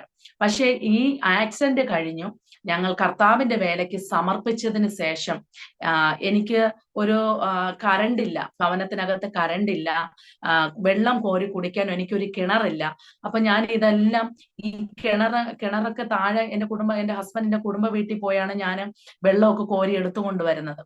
പക്ഷെ അത്ഭുതം എന്ന് പറയട്ടെ സഹോദരങ്ങളെ, ഞാൻ എന്റെ ഹസ്ബൻഡും ഞാനും കർത്താവിന്റെ വേലയ്ക്ക് വേണ്ടി ഞങ്ങളെ സമർപ്പിച്ചതിന് ശേഷം എന്റെ ഭവനത്തിലുള്ള പണികളെല്ലാം ദൈവം അത്ഭുതകരമായി എങ്ങനെ പൈസ വന്നു എങ്ങനെയാണെന്നൊന്നും ഞങ്ങൾക്കറിയത്തില്ല.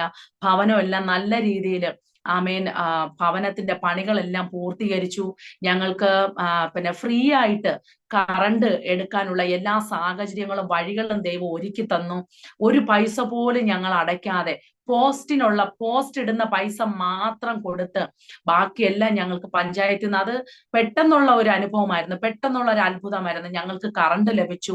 അതുപോലെ എന്റെ ഭവനത്തിനകത്ത് പിന്നെ കിണർ വെട്ടാന് ദൈവം സ്തോത്രം, കിണറിന്റെ പണികളെല്ലാം കർത്താവ് എല്ലാ സാഹചര്യങ്ങളും, അത് ഭയങ്കര അത്ഭുതമാണ്. ഞങ്ങൾ ദൈവസന്നിധിയിൽ സമർപ്പിച്ചപ്പോൾ ദൈവം ഞങ്ങൾക്കുള്ളതെല്ലാം കർത്താവ് ഞങ്ങൾക്ക് പെട്ടെന്ന് തന്നെ ഒരുക്കി തരാനിട ഇടയായി തീർന്നു. അങ്ങനെ ഞങ്ങള് പല ഭവനത്തിലും പോയി ഞങ്ങളുടെ അനുഭവ സാക്ഷ്യങ്ങൾ പറയുകയും കാരണം ഞങ്ങൾക്ക് വചനം അറിയത്തില്ല, അല്ലെങ്കിൽ ഒരു വചനം എടുത്ത് അതിങ്ങനെ വിവരിച്ച് പറയാനോ വചന പ്രസംഗം നടത്താനോ ഒന്നും അറിയത്തില്ല. ഞങ്ങൾ ആദ്യം പറഞ്ഞ ഞങ്ങളുടെ ആ ജീവിതത്തിന്റെ അനുഭവ സാക്ഷ്യം ഓരോ ഭവനങ്ങളിൽ കയറി ഇറങ്ങി പറയുകയും അവിടെ നിന്ന് ദൈവം ഞങ്ങളെ ഇച്ചിരി ചെറുതായിട്ട് ശുശ്രൂഷയിൽ ഒന്ന് കൊണ്ടുവരുവാനായിട്ട് ഇടയായി തീർന്നു. അങ്ങനെ ദൈവം ഞങ്ങളെ സെപ്പറേറ്റഡ് ആക്കി വിളിച്ചു വേർതിരിച്ചു. കർത്താവ് ഞങ്ങളോട് പറഞ്ഞു, നിങ്ങൾക്കായിട്ട് ഞാൻ ഒരു വേല നിങ്ങൾക്ക് വെച്ചിട്ടുണ്ട്, അത് നിങ്ങൾ ഇത്രയും പെട്ടെന്ന് ചെയ്തേ പറ്റൂ. നിങ്ങൾ ആമേൻ ദൈവസന്നിധിയിൽ വേർതിരിക്കാൻ പറഞ്ഞു. അങ്ങനെ ഞങ്ങൾ ദൈവസന്നിധിയിൽ കർത്താവ് പറയുന്ന വാക്ക് കേട്ട് ഞങ്ങൾ മുന്നോട്ട് പോയി. കർത്താവ് ഇന്ന് വരെ ഞങ്ങളെ ആത്മീയ നിലവാരത്തിൽ, കാരണം ആ ആക്സിഡന്റ് കഴിഞ്ഞതിന് ശേഷം ദൈവത്തിന്റെ കൃപയാല് കർത്താവ് എന്താണോ എന്നോട് പറഞ്ഞത് അതുപോലെ ദൈവത്തിന്റെ ആത്മാവ് ഒരു പുതിയ ഭർത്താവിനെ കർത്താവിനോട് പറഞ്ഞു, നീ ചോദിച്ച ആമേൻ നല്ലൊരു ഭർത്താവിനെ ഞാൻ നിനക്ക് തരുമെന്ന് പറഞ്ഞു. എന്റെ ജീവിത സാഹചര്യത്തിൽ ഞാൻ ആഗ്രഹിച്ച പോലൊരു ഭർത്താവിനെ എനിക്ക് എന്റെ ദൈവം തിരിച്ചു തരാനിടയായി തീർന്നു. നമ്മൾ ആഗ്രഹിച്ചതുപോലെ ശുശ്രൂഷയിലായിരുന്നാലും ഇപ്പോൾ ജീവിതത്തിലായിരുന്നാലും ആമേൻ സ്തോത്രം. ഞാൻ പറയട്ടെ, ഈ ആക്സിഡന്റ് കഴിഞ്ഞതിന് ശേഷം ഭവനത്തിനകത്ത് നമ്മൾ കർത്താവിന് സമർപ്പിച്ചതിന് ശേഷം ഭവനത്തിനകത്ത് വലിയ സമാധാനം വന്നു. ആമേൻ ഞങ്ങളുടെ ജീവിതത്തിനകത്ത് സന്തോഷം വന്നു. ആമേൻ സ്തോത്രം. ഞങ്ങൾ 4 പേരേ ഉള്ളൂ. ഞങ്ങൾ 4 പേരുടെ ജീവിതത്തിനകത്തും ഭയങ്കര വിടുതലുകളും ഭയങ്കര സന്തോഷവും സമാധാനവും. എൻ്റെ മൂത്ത മകനെ എൻ്റെ ഹസ്ബൻഡിനെ പേടിയാ. കാരണം എൻ്റെ ഹസ്ബൻഡ് മദ്യപിച്ചിട്ട് വന്ന് എന്നെ തല്ലുന്നതൊക്കെ അവൻ കണ്ടത് കൊണ്ട് അവന് ഭയങ്കര പേടിയാണ് എൻ്റെ ഹസ്ബൻഡിനെ. പക്ഷെ ഇപ്പോ അവന് പേടിയല്ല, അവര് ഫ്രണ്ടായിട്ടാണ്. അപ്പനും മക്കളും അമ്മയും എല്ലാരും കൂടെ ഒരു ഫ്രണ്ട്ലി പോലെയാണ് നമ്മളിപ്പോ കർത്താവിന്റെ സന്നിധിയിൽ ഇടപഴകുന്നതും മുന്നോട്ട് പോകുന്നതും. ഇന്ന് ഞങ്ങൾ ആയിരിക്കുന്ന ദേശത്ത് ഞങ്ങള് കർത്താവിന്റെ വേലയോടുള്ള ബന്ധത്തിൽ ഞങ്ങള് കുടുംബമായിട്ട് തന്നെ കർത്താവിന്റെ വേലയ്ക്ക് വേണ്ടി ഞങ്ങൾ നിൽക്കുകയാണ്. കർത്താവ് ഒത്തിരി സാഹചര്യങ്ങള്, ഒത്തിരി വഴികള്, കാരണം അത്ഭുതമായിട്ട് തന്നെയാണ് കർത്താവിന് വേണ്ടി സമർപ്പിച്ചപ്പോൾ ദൈവം ഞങ്ങളുടെ ജീവിതത്തിൽ ചെയ്യുവാൻ ഇടയായി തീർന്നത്. എന്താ പറയാ, കർത്താവിനെ കൂടുതൽ അറിയുമ്പോൾ ബന്ധുക്കളും ചാർച്ചക്കാരും എല്ലാം ഒറ്റപ്പെടുത്തുമെന്നുള്ള ആ വചനം, അതായത് കർത്താവ് സ്വന്തത്തിലോട്ട് വന്നപ്പോൾ സ്വന്തക്കാര് പോലും എൻ്റെ കർത്താവിനെ കൈവിട്ടു എന്നുള്ള ആ വചനം, അതുപോലെ ഒരു ഒറ്റപ്പെട്ട ഒരു അവസ്ഥയില് ആമേൻ, ഒറ്റപ്പെടൽ, അതായത് തീർച്ചയായിട്ടും ഞങ്ങൾ ഇന്ന് പറയാം, ഞങ്ങൾക്ക് കർത്താവല്ലാതെ വേറെ ആരുമില്ല ഇന്ന്. കാരണം ദൈവത്തിൽ കൂടുതൽ കർത്താവിന് വേണ്ടി സമർപ്പിച്ച് കർത്താവിന്റെ വേല ചെയ്യാൻ ഇറങ്ങിയപ്പോ ഞങ്ങള് ഒറ്റപ്പെടുന്ന ഒരു അവസ്ഥയിലോട്ട് ആയി തീർന്നിരിക്കുകയാണ്. ഞങ്ങൾക്ക് ഉറപ്പുണ്ട്, ദൈവം വിളിച്ച വിശ്വസ്തൻ. കർത്താവ് ഞങ്ങളെ വിളിച്ചിട്ടുണ്ടെങ്കിൽ ദൈവം വിശ്വസ്തനാണ്. അവൻ അന്ത്യത്തോളം ഞങ്ങളെ വഴി നടത്തും. ഈ ഒറ്റപ്പെടലെല്ലാം ദൈവം മാറ്റി കർത്താവിന്റെ ആ ഒരു മഹിമ കണ്ട സാക്ഷികളെ പോലെ എൻ്റെ കർത്താവ് ഇന്ന് ഞങ്ങളുടെ ദേശത്ത് ഞങ്ങളായിരിക്കുന്നു. ഞങ്ങള് ഊരുട്ടമ്പലം എന്ന് പറയുന്ന പ്രദേശത്താണ് ഞങ്ങള് കർത്താവിന്റെ വേല ചെയ്യുന്നത്. പൊതു ശുശ്രൂഷന് ഞങ്ങൾ ഒത്തിരി തമിഴ്നാടിന്റെ ഭാഗത്തും ഞങ്ങൾ ശുശ്രൂഷ ചെയ്യുന്നുണ്ട്. പോയി വന്നാണ് ശുശ്രൂഷ ചെയ്യുന്നത്. ഈ വരുന്ന മാസങ്ങളിൽ ഞങ്ങൾ ഒറീസയിൽ പോകാൻ തീരുമാനമെടുത്തിരിക്കുകയാണ്. കാരണം ഞങ്ങൾക്ക് വിളിയുള്ളത് ഇവിടെയല്ല, നോർത്ത് ഇന്ത്യയുടെ ഭാഗത്താണ് ഞങ്ങൾക്ക് വിളിയുള്ളത്. അതുവരെയും കർത്താവ് ഇവിടെ എത്രത്തോളം, അതായത് ദൈവത്തിന്റെ വേല ഇവിടെ എത്രത്തോളം തികയ്ക്കണമെന്ന് കർത്താവ് ഞങ്ങളോട് പറഞ്ഞിട്ടുണ്ട്. ആ സമയം വരെ ഞങ്ങൾ ഇവിടെ നിന്നിട്ട് ഞങ്ങൾ നോർത്ത് ഇന്ത്യയിൽ പോകാനാണ് തീരുമാനവും പ്രാർത്ഥനയും. അങ്ങനെ തന്നെയാണ് ഞങ്ങള് മുന്നോട്ട് ഞങ്ങൾ ചെയ്തുകൊണ്ടിരിക്കുന്നത്. സ്തോത്രം. ദൈവം നമ്മളെല്ലാവരെയും സഹായിക്കട്ടെ. കർത്താവ് നമ്മളെ ഒത്തിരി മാനിക്കട്ടെ. എൻ്റെ ജീവിതത്തില് ഒത്തിരി അനുഭവങ്ങള്, മറക്കാൻ പറ്റാത്ത, അതായത് നല്ല എന്താ പറയാ, ഇപ്പോ ഞാൻ പറയട്ടെ, ഞാന് കുട്ടിക്കാലത്ത് ഞാൻ ഇടാത്ത ഡ്രസ്സുകളൊക്കെ ദൈവം ഇന്ന് എനിക്ക് തരുന്നുണ്ട്. ഇന്ന് ഞാനൊരു ചെറിയ ഒരു ആഹാരം അല്ലെങ്കിൽ ഒരു എന്തെങ്കിലും ഞാൻ എൻ്റെ ഹൃദയത്തിൽ വിചാരിച്ചാൽ എൻ്റെ കർത്താവ് എനിക്ക് തരുന്നുണ്ട്. ഡ്രസ്സുകളായിരുന്നാലും ആഹാര കാര്യമായിരുന്നാലും ഏത് കാര്യം ഞാൻ ആഗ്രഹിച്ചാലും എൻ്റെ കർത്താവ് എനിക്കത് പെട്ടെന്ന് തന്നെ നൽകി തരുന്നുണ്ട്. ദൈവം വിശ്വസ്തൻ. ഹല്ലേലൂയ. വളരെ പരിമിതമായ സമയത്തിനുള്ളിൽ ജീവിതാനുഭവങ്ങൾ പങ്കുവയ്ക്കുവാൻ കർത്താവ് പ്രിയ സഹോദരി ദിവ്യ അനിലിനെ സഹായിച്ചത് ഓർത്ത് ഞാൻ ദൈവത്തിന് സ്തോത്രം ചെയ്യുന്നു. ബാല്യകാലത്തേക്ക് തിരിഞ്ഞു നോക്കുമ്പോൾ ഒരുപാട് കഷ്ടതയുടെയും പ്രയാസത്തിൻ്റെയും നടുവിലൂടെയൊക്കെ കുട്ടിക്കാലം കടന്നു പോകുവാനിടയായി തീർന്നു. ജീവിതത്തിൽ വളരെ പ്രതീക്ഷയോടുകൂടിയാണ് ഒരു കുടുംബജീവിതത്തിലേക്ക് കാലെടുത്ത് വെച്ചതെങ്കിലും അവിടെയും നേരിട്ടതായ തിക്താനുഭവങ്ങൾ ജീവിതത്തിൽ വളരെ വലിയ വെല്ലുവിളികളായി തീർന്നു. എന്നാൽ അതിൻ്റെ നടുവിൽ ജീവിത പങ്കാളിയുടെ ജീവിതത്തിൽ ദൈവം ചില മാറ്റങ്ങൾ വരുത്തുവാൻ അദ്ദേഹവും കർത്താവിനെ കണ്ടുമുട്ടുവാനിടയായി തീർന്നു. അനുഗ്രഹിക്കപ്പെട്ട 2 കുഞ്ഞുങ്ങൾ, കുടുംബജീവിതം, അപ്പോൾ തന്നെ കർത്താവിൻ്റെ വേലയുള്ള ബന്ധത്തിൽ ഇന്ന് ആയിരിക്കുന്ന ഈ വാത്സല്യ കുടുംബത്തിനായി ഞാൻ ദൈവത്തിന് സ്തോത്രം ചെയ്യുന്നു.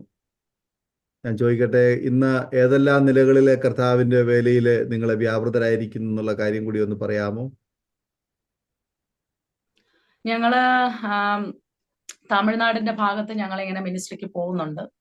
അവിടെ എല്ലാ 2 മാസത്തിലൊക്കെ ഞങ്ങൾ അവിടെ പോയി മിനിസ്ട്രി ചെയ്ത് വരാറുണ്ട്.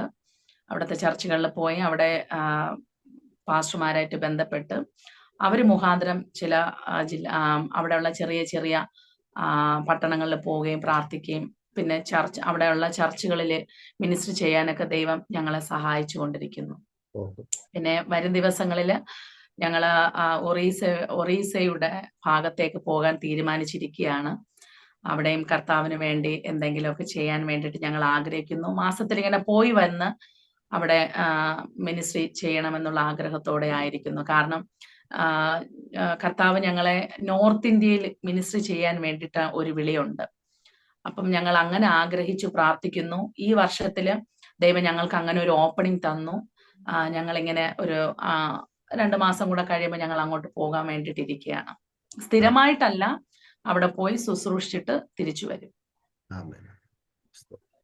കർത്താവിൻ്റെ ദാസി ദിവ്യാനിലിനെ ദൈവം അനുഗ്രഹിക്കുമാറാകട്ടെ. ഇന്ന് നമുക്ക് ഒരുമിച്ച് ഇത്രത്തോളം സമയമായിരിക്കാൻ കർത്താവ് കൃപ ചെയ്ത് ഓർത്ത് ദൈവത്തിന് സ്തോത്രം ചെയ്യുന്നു. ഓരോരുത്തരുടെയും ജീവിതത്തിൽ വ്യത്യസ്തമായ വിളിയും തിരഞ്ഞെടുപ്പും നിയോഗവുമാണ് കർത്താവ് തന്നിരിക്കുന്നത്. പ്രിയ സഹോദരിയുടെ ജീവിതത്തിലും കുടുംബത്തിലും ദൈവം കൊടുത്തിരിക്കുന്നതായ ആ വിളിക്കായി, തിരഞ്ഞെടുപ്പിനായി, നിയോഗത്തിനായി ദൈവത്തിന് സ്തോത്രം ചെയ്യുന്നു. കർത്താവ് സഹായിക്കട്ടെ. അരോമ ടിവിയിലെ ഓരോ പ്രേക്ഷകരും ഇന്ന് നിങ്ങളുടെ ജീവിതത്തിൽ ദൈവം നിങ്ങൾക്ക് തന്നിരിക്കുന്നതായ വിളിയും തിരഞ്ഞെടുപ്പ് നിയോഗവും തിരിച്ചറിഞ്ഞ് ദൈവസനിൽ ദൈവഹിത പ്രകാരം നിൽക്കുവാൻ തക്കവണ്ണം കർത്താവ് നിങ്ങളെ സഹായിക്കട്ടെ എന്ന് ഞങ്ങൾ ആഗ്രഹിക്കുന്നു, പ്രാർത്ഥിക്കുന്നു. ഈ സാക്ഷ്യം നിങ്ങൾക്ക് അനുഗ്രഹമായി തീർന്നുവെങ്കിൽ നിങ്ങളുടെ സുഹൃത്തുക്കൾ കൂടി ഷെയർ ചെയ്ത് കൊടുത്ത് അവരും അനുഗ്രഹിക്കപ്പെടേണ്ടതിന് ആമേനെ നിങ്ങൾ സഹകരിക്കാൻ പ്രത്യേകം ഓർപ്പിക്കുന്നു. കർത്താവ് നമ്മെ സഹായിക്കട്ടെ. ഈ സമയം അരോമ ടിവിയിലെ പ്രേക്ഷകർക്ക് വേണ്ടിയിട്ട് ഒരു വാക്കിൽ കർത്താവിൻ്റെ ദാസി ദിവ്യാനിൽ ഈ സമയം പ്രാർത്ഥിക്കുന്നതായിരിക്കും. നമ്മുടെ കണ്ണുകളെ അടയ്ക്ക്, നമ്മുടെ ഹൃദയങ്ങളെ ആഗ്രഹമാക്കാം. ഒരുമിച്ച് ദൈവനാമം നമ്മിലൂടെ മഹിമപ്പെടുവാൻ നമ്മെ തന്നെ ദൈവങ്ങളെ ഭരമേൽപ്പിച്ചുകൊണ്ട് നാം ഒരുമിച്ച് പ്രാർത്ഥിക്കുമ്പോൾ കർത്താവിൻ്റെ ദാസിയെ പ്രാർത്ഥനയ്ക്കായി ക്ഷണിച്ചോളൂ. പ്രാർത്ഥിക്കാം.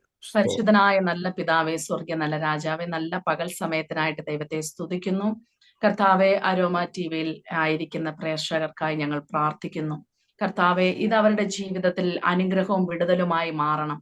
കർത്താവെ, ഒരു സാക്ഷി മറ്റൊരു സാക്ഷിയെ ഉളവാക്കുമെന്നാണ് ദൈവത്തിന്റെ വചനം പറയുന്നത്. അങ്ങനെയെങ്കിൽ ഈ സാക്ഷ്യം കർത്താവെ അനേകരുടെ ജീവിതത്തെ മാറ്റിമറിക്കുന്ന നിലവാരത്തിൽ കർത്താവെ ഒരു അത്ഭുതമാക്കി മാറ്റേണ്ടതിനായിട്ട് നന്ദി പറയുന്നു. കർത്താവ്, ഇത് കാണുന്ന എല്ലാവരും ദൈവം അനുഗ്രഹിച്ചാട്ടെ കർത്താവെ. ഈ അരോമ ടിവി കർത്താവെ ലോകരാജ്യമെമ്പാടും കർത്താവ് ഇത് വ്യാപൃതമാകേണ്ടതിനായി നന്ദി പറഞ്ഞു പ്രാർത്ഥിക്കുന്നു. കർത്താവെ, ഇതിന്റെ പിന്നിൽ പ്രവർത്തിക്കുന്ന പ്രിയദാസനെയും കർത്താവെ കുടുംബത്തെയും ഞങ്ങൾ അനുഗ്രഹിച്ചു പ്രാർത്ഥിക്കുന്നു. ഇനിയും കർത്താവെ മറഞ്ഞു കിടക്കുന്ന ചില വ്യക്തികളെ കർത്താവെ സ്തോത്രം ദൈവമേ, ആ വ്യക്തികളെയും കർത്താവെ ഈ പ്ലാറ്റ്ഫോമിൽ കൊണ്ടുവന്ന് നിർത്തി കർത്താവെ അവരുടെ ജീവിത അനുഭവങ്ങളെ പങ്കുവെക്കുന്ന ഒരു കർത്താവെ ഒരു ആമേൻ വലിയ ഒരു സിസ്റ്റമായി ഇത് മാറട്ടെ എന്ന് ഞാൻ ആത്മാർത്ഥമായി പ്രാർത്ഥിക്കുകയും ആഗ്രഹിക്കുകയും ചെയ്യുന്നു. ഇന്ന് പകൽക്കാലം കർത്താവെ ഞങ്ങളോട് കൂടെ കർത്താവ് ഇത് ശ്രവിച്ച എല്ലാ ശ്രോതാക്കളെയും ഞാൻ അനുഗ്രഹിച്ചു ബ്ലസ് ചെയ്ത് പ്രാർത്ഥിക്കുന്നു. ദൈവത്തിന്റെ മഹത്വം അവരെ തൊടേണ്ടതിനായി സ്തോത്രം ചെയ്ത് പ്രാർത്ഥിക്കുന്നു. സകല മാനവും മഹത്വം എടുക്കും യേശുവിൻ നാമത്തിൽ തന്നെ. ആമേൻ. ആമേൻ. ആമേൻ. താങ്ക് യു സിസ്റ്റർ ദിവ്യാനിൽ ഇത്രത്തോളം സമയം അരോമ ടിവിയിലെ പ്രേക്ഷകരോടൊപ്പം അനുഗ്രഹിക്കപ്പെട്ട ജീവിതാനുഭവവും സാക്ഷ്യവും പങ്കുവയ്ക്കുവാൻ സമയം ചിലവഴിച്ചതിന് കർത്താവിൻ്റെ ദാസിൽ നന്ദി, സ്നേഹം അറിയിക്കുന്നു. ദൈവമായ കർത്താവ് ധാരാളം അനുഗ്രഹിക്കുമാറാകട്ടെ. അതുപോലെ തന്നെ ഞങ്ങളെ ശ്രവിച്ചുകൊണ്ടിരുന്ന മാന്യ ശ്രോതാക്കളുള്ളതായി നന്ദി അറിയിക്കുന്നു. ദൈവമായ കർത്താവ് നിങ്ങളെ അനുഗ്രഹിക്കട്ടെ. നിങ്ങൾക്കൊരു പ്രാർത്ഥനാ വിഷയമുണ്ടെങ്കിൽ ഞങ്ങളുമായി ബന്ധപ്പെടാവുന്നതാണ്. ഞങ്ങളുടെ പ്രാർത്ഥനാ ടീം നിങ്ങൾക്ക് വേണ്ടി പ്രാർത്ഥിക്കുന്നതായിരിക്കും. സ്ക്രീനിൽ കാണുന്ന നമ്പറിൽ ഞങ്ങളെ വാട്സപ്പ് സന്ദേശം അയക്കുകയോ വിളിക്കുകയോ ചെയ്യുക. ഞങ്ങൾ നിങ്ങൾക്ക് വേണ്ടി പ്രാർത്ഥിക്കാം. അനുഗ്രഹിക്കപ്പെട്ട അടുത്ത ഒരു വീഡിയോയുമായി സാക്ഷ്യവുമായി നിങ്ങളോടൊപ്പം വീണ്ടും കാണുമ്പോഴേയും എല്ലാവർക്കും good bye. God bless you all. ഓർമ്മയുടെ മനോരഥത്തിൽ മായാത്ത ഓർമ്മയ്ക്കായി അരോമ മാട്രിമോണിയിൽ നിന്നും ജീവിത പങ്കാളിയെ കണ്ടെത്തൂ. നിങ്ങൾ ഒരു ക്രിസ്തീയ ജീവിത പങ്കാളിയെ അന്വേഷിക്കുകയാണോ? അതോ മക്കൾക്ക് അനുയോജ്യമായ ഒരു തക്ക തുണയ്ക്ക് വേണ്ടി പ്രാർത്ഥിക്കുന്ന വ്യക്തിയാണോ?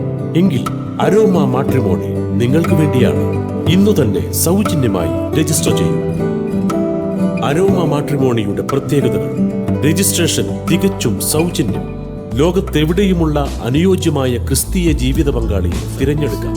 വിവാഹം നടക്കുന്നതുവരെ സർവീസ് ലഭിക്കുന്നു. ഏറ്റവും ചെറിയ പാക്കേജുകളും തിരഞ്ഞെടുക്കാം. അരോമ മാട്രിമോണി നിങ്ങൾക്കായി ഒരുക്കുന്നു വിവാഹം പരമാനന്ദം. Email aroma matrimony2020@gmail.com